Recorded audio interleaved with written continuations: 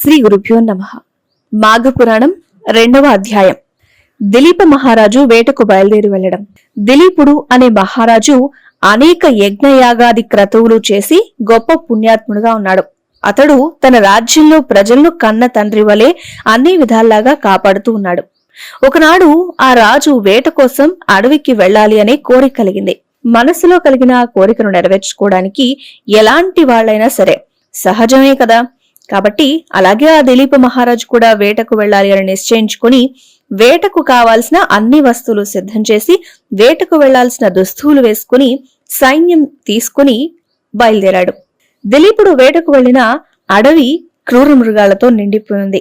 అయితే ఆ క్రూర జంతువులు సమీపంలో ఉన్న గ్రామాలపై పడి పశువులను మనుషులను చంపేసి నానా భీభత్సం చేస్తూ ఉన్నాయి. ఇక దిలీపుడు అడవిలో మాటు వేసి మృగాలను చంపుతూ ఉన్నాడు. అడవి పరివారం కూడా మృగాలను మట్టు పెడుతూ ఉన్నాయి. ఇలా కొన్ని రోజుల వరకు అడవిలో ఉన్న అనేక క్రూర మృగాలను చంపేశాడు. దిలీపుడు ఒకనాడు ఒక మృగంపై బాణం వేశాడు. అయితే ఆ బాణాన్ని తప్పించుకుని ఆ మృగం పారిపోయింది. దిలీపుడు పట్టు విడవకుండా దాని వెంటే పరిగెత్తడం మొదలుపెట్టాడు.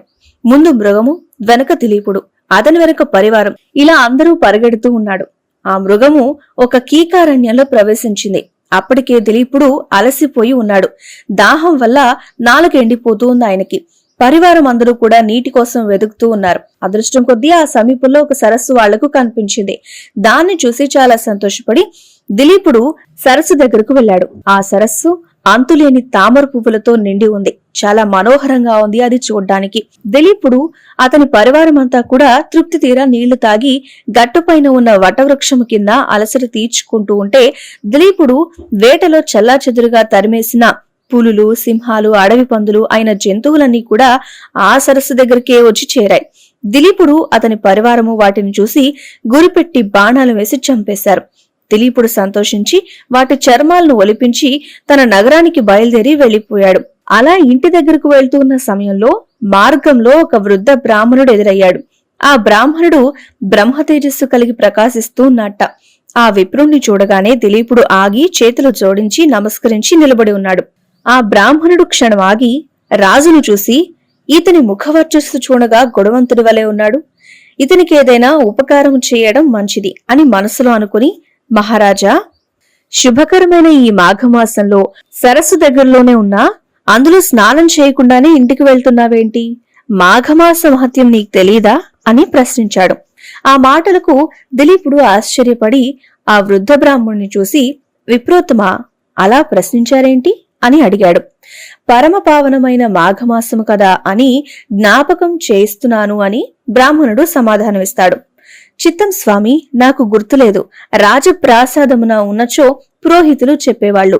నేను మృగ వియోధినై వచ్చి కొద్ది దినములుగా అడవి అందే ఉండటం వల్ల నాకు ఆ విషయం గుర్తులేదు. కాబట్టి మాఘమాస మహత్యాన్ని తెలుసుకొనవలసిందిగా ప్రార్థిస్తున్నాను అని దిలీపుడు అడుగుతాడు.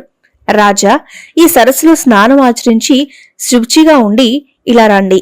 ఆ తర్వాత మాఘమాస మహత్యాన్ని గురించి తెలుసుకుంటాం అని చెప్పాడు అని బ్రాహ్మణుడు చెప్తే రాజు వెంటనే వెళ్లి స్నానం చేసి వస్తాడు. ఆ బ్రాహ్మణుడు దిలీపుణ్ణి దీవించి, రాజా, సూర్యవంశపు కులగరువైన వశిష్ఠుల వారు అప్పుడప్పుడు మీ దగ్గరకు వస్తూ ఉంటారు కదా, ఆయన వల్ల మాఘమాస మహత్యాన్ని గురించి తెలుసుకోండి. ఆ మహామునికి తెలియందేదీ లేదు. కాబట్టి అలా చేయమని చెప్పి బ్రాహ్మణుడు తన దారి తాను పోయాడు. దిలీపుడు తన పరివారాన్నంతా తీసుకుని నగరానికి వెళ్లిపోయాడు. పదే పదే బ్రాహ్మణుడి మాటలే అతనికి గుర్తుకొస్తూ ఉన్నాయి. ఎలాగో ఆ రాత్రి గడిచిపోయింది. తరువాత రోజు తెల్లవారుజామునే లేచి కాలకృత్యాలు తీర్చుకుని మంచి ఉడుపులను సకల ఆభరణాలను ఆయన ధరించి మంత్రి సామంతులు అందరూ తన వెంట వస్తుంటే వశిష్ఠుల వారి ఆశ్రమానికి వెళ్తాడు. ఆ సమయంలో వశిష్ఠుల వారు తపమాచరిస్తూ ఉన్నారు.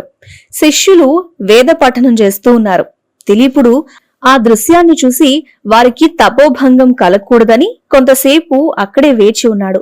దిలీప మహారాజుకు వశిష్ఠుల వారు గురుతుల్యులు. అందువల్ల గురుభక్తి చాలా ఎక్కువగా ఉంది.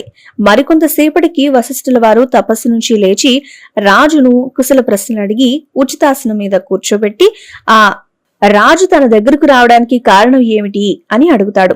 దిలీపుడు వశిష్ఠునితో, గురోత్తమ, తమ వల్ల నేను చాలా రాజధర్మాలు పురాణ ఇతిహాసాలు విని చాలా సంతోషపడ్డాను. కానీ ఈ మాఘమాస మహత్యాన్ని కానీ దాని ధర్మాల్ని కానీ తెలుసుకోలేకపోయాను.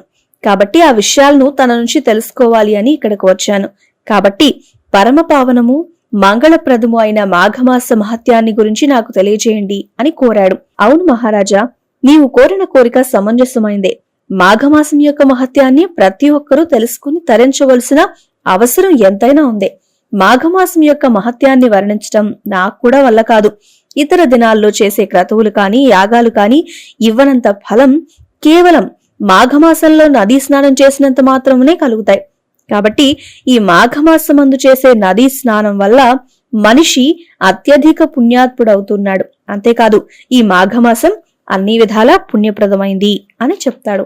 అంతేకాదు ఇతర పుణ్యకార్యాల వల్ల తాత్కాలిక స్వర్గలోక ప్రాప్తి కలగటమే కాని మాఘమాస వ్రతం చేసి సంపాదించిన పుణ్యఫలం వల్ల శాశ్వత స్వర్గలోక ప్రాప్తి కూడా కలుగుతుంది. ఇంతకన్నా మహత్వ గలది ఇంకొకటి లేదనే చెప్పాలి అని సమాధానమిస్తారు. ఇంతటితో 2వ అధ్యాయం పూర్తయింది. మాఘపురాణంలోని ప్రతి అధ్యాయాన్ని మీకు అందించే ప్రయత్నం చేస్తాం. ఈ వీడియో కనుక మీకు నచ్చినట్లయితే లైక్ చేయండి, షేర్ చేయండి, మా ఛానల్ని సబ్స్క్రైబ్ చేసుకోండి.